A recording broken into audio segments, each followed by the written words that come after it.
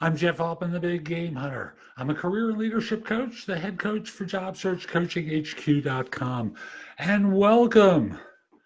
I call this the bottom 10 stupid resume mistakes. Now, most of the time you hear about a top 10 list, but these are the worst of the worst. And I must tell you, these really took the cake. And there were some tough competitors with these. I'm just going to give you an example of a few that didn't make the cut. Person who lists their dates of employment and their job as being stewardess, Royal Air Force, or the person who sent an email of their resume that included links to their homepage where she included pictures of her in the nude. How about the person who listed their hobbies as enjoying cooking Chinese and Italians? Okay. Enjoys cooking Chinese and Italians, or the person who used colored paper and drew glitter designs around the border, or the summer volunteer work taking care of the elderly and vegetable people.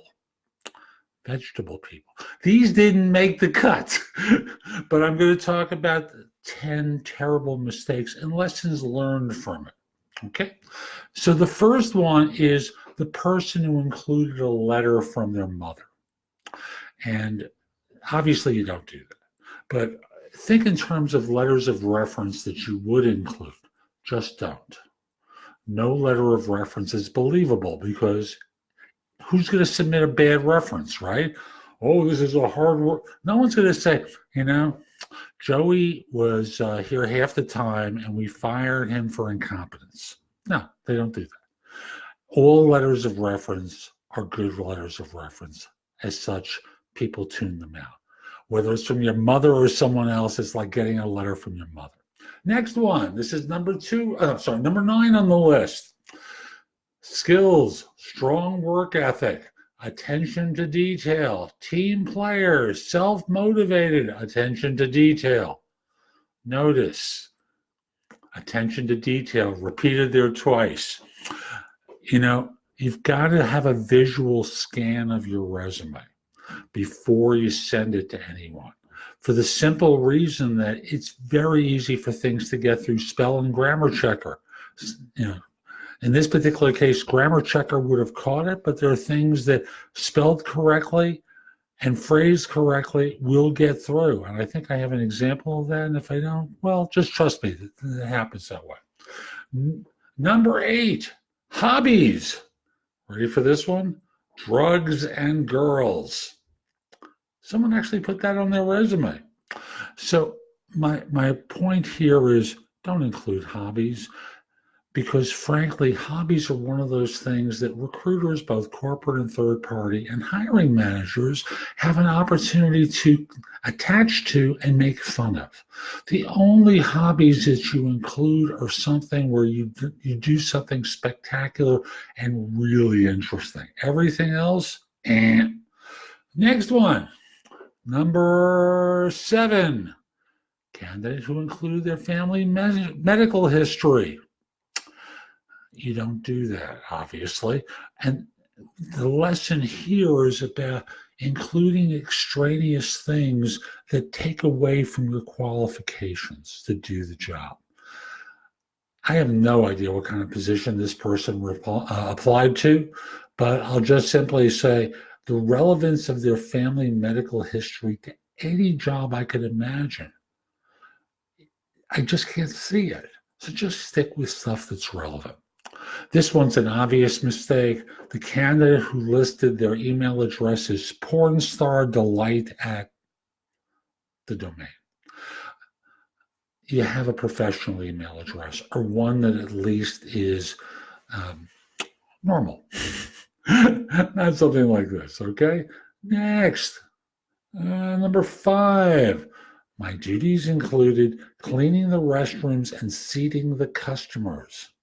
Now, obviously, this was someone who worked at a restaurant, and where he or she was seating the customers, we don't want to really know, do we?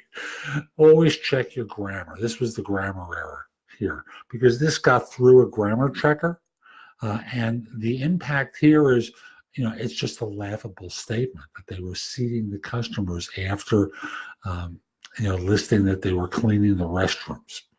Okay, I'm going to save this one for number one. Finished 8th in my class of 10. That was written to impress someone. Seriously, people write that to impress people. I just put that one in because I thought it was ridiculous. Salary requirements. The higher, the better. Never discuss salary on your resume because it's hard to correct the mistake on your part, whether it's too high or too low. So leave the salary information off the resume. It just doesn't help you at all. Number 2, reason for leaving last job. Bounty hunting was outlawed in my state. Just don't include why you're leaving because there's no way you can explain some of these departures easily. You're better off having the conversation in person rather than on the resume. Now, here's my number 1. Ready? I had this happen to me, so I just know it's true. I think it was actually worse than this. Ready? Person sends a 4-page resume. Okay, that's pretty bad because it's so rare that people are justified with sending a 4-page resume. But with it, they included the 9-page cover letter. Okay.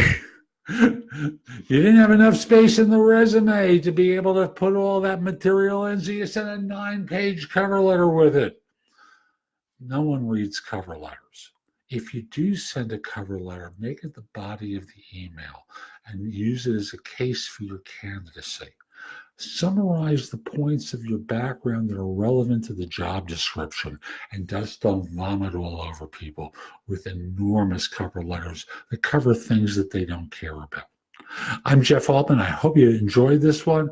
Visit my website, thebiggamehunter.us, where I've got over 7,000 posts at the time of this recording that you can watch, listen to, or read that'll help you find work more quickly, and a lot more. Well, there's just thousands of it. Like I said, over 7,000. And if you want to curate it, join me at jobsearchcoachinghq.com. I have an emphasis on interviewing there. But if you need help with interviewing, here's the fun thing I do. Purchase a lifetime membership. You get access to the site. I give you the price of the lifetime membership back as an hour of coaching. So again, that's jobsearchcoachinghq.com. Have a great day, enjoy, and don't make some of these mistakes. Take care.